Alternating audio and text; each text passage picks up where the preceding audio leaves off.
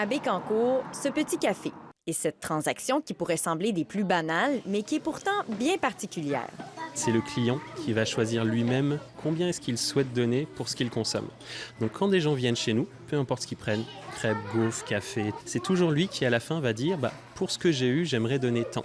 Sachant que le prix qu'il annonce, c'est le prix qu'il paye, dedans il y a les taxes, tout est compris. Un modèle qui ne laisse personne derrière. L'idée derrière la tarification libre, c'est de permettre à tout le monde de venir bénéficier du lieu sans qu'il y ait une ségrégation économique ou sociale à l'entrée. Au Québec, bien peu de commerces fonctionnent de cette façon.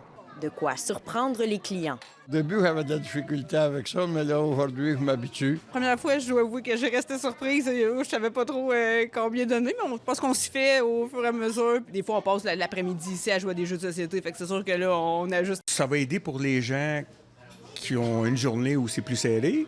Moi, je paye le prix que je paierais à l'Archange ou à Cuisto pour le déj ou un café chez Morgane. C'est le prix que je paye, là.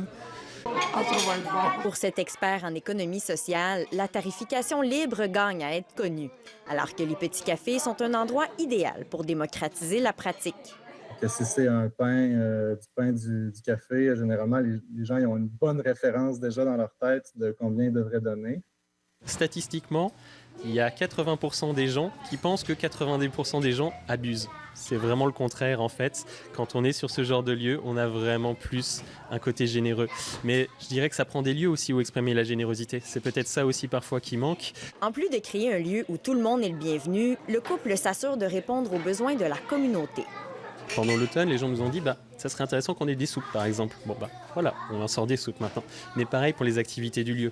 Les Jeux Olympiques sont arrivés, les gens ont dit ça serait sympa qu'on se retrouve tous ensemble pour vivre ce genre de moment.